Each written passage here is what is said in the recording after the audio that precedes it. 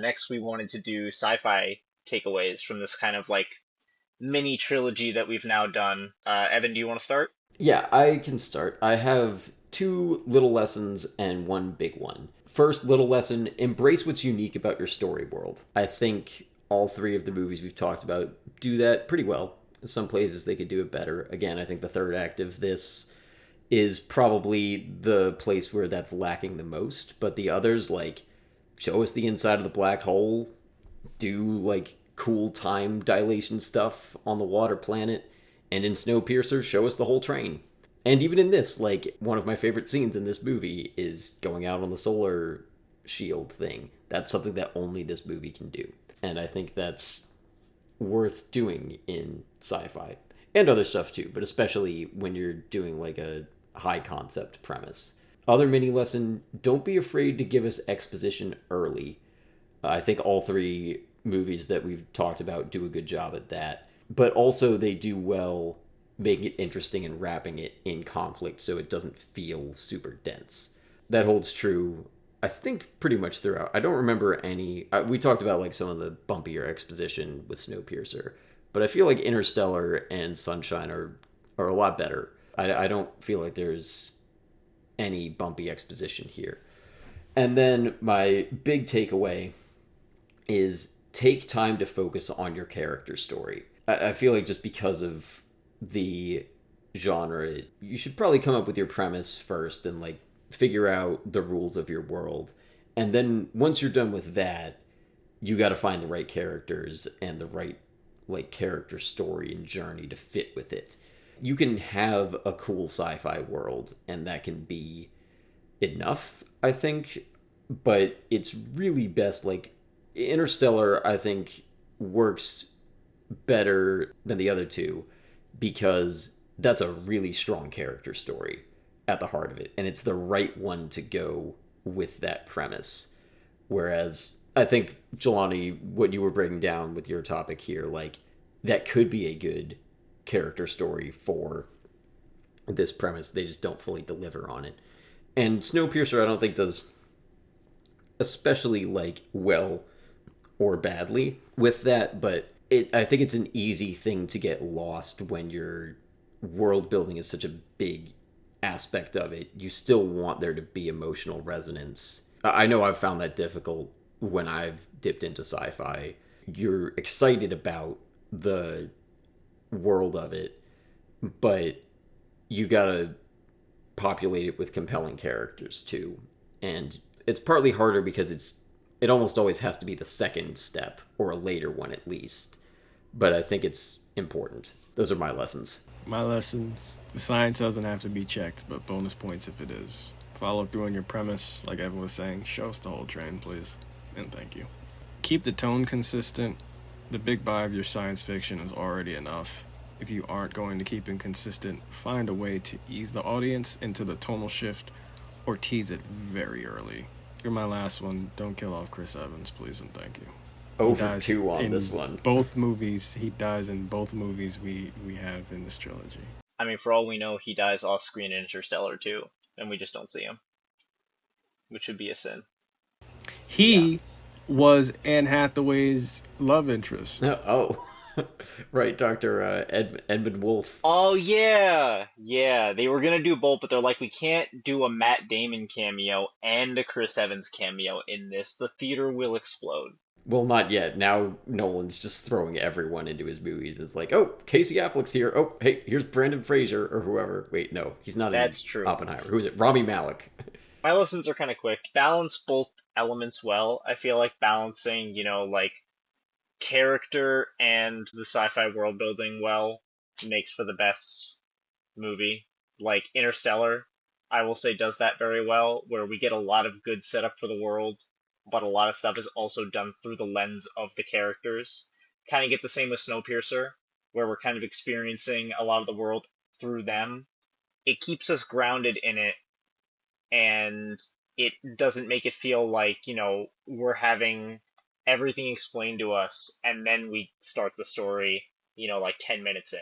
It's such a tricky thing to do as a writer It when is, you yeah. have a world that's lived in and you don't have, like, there's no logical reason for a fish out of water character, or you're Hmm. not in a school setting where you have like a history class being taught. Which is why disguising it as something like conflict or, even just coming up with a plan is very helpful. That's why, like Sunshine, I like a lot of the exposition in this because it's a lot of them going over what's possible and what's not for their mission, using their different expertise. That's a very good way of doing it and balancing it, which is why, in certain cases, like having a collection of experts as your characters can be very helpful, especially when they're like kind of going on a mission. And there are other cases too where like you can have somebody who's like an expert in stuff that is put into a new situation. We were bringing up Annihilation before, or Evan, you were, where Yeah. like Annihilation, she is an expert in like, biology and stuff, but she doesn't know what the shimmer is, right? So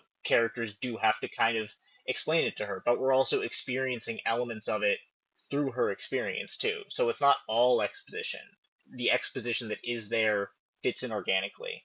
So yeah, it's very tricky to do, but I think when you can strike that balance, you don't want it to be too far to one side or the other. Like I love Looper, right? But Looper has a little too much world building in there in some cases where they add in too many elements and it kind of unbalances things, you know? Yeah, some of it is like I feel like part of the thing with exposition is like you got to scale your world building. Sometimes if you make it too dense, like your audience is just going to be lost. But if You you you can, cannot Mhm. reveal everything. yeah, I'm not even revealing everything in my. Sorry, I keep bringing it back to my series. I'm not even revealing a lot of stuff in the first book. Like, you're gonna stress people out. to point to something I just recently rewatched, like Dune Part Two, I really love because the Don't first no movie. spoilers. No, I won't spoil. I'm going to be very general about it. But like that movie, I feel like gets to be everything that I wanted from the first movie because we got to like take off and we know what the world is at this point. So the first movie is kind of it's there for more than just world building, but you can't build it out as much as you need to for all the elements that are used in the second movie. Like that would be too much for one movie. And it's a lot in the first one. It's pretty dense, but Yeah, I'm still getting. The Fremen are the blue-eyed people, right?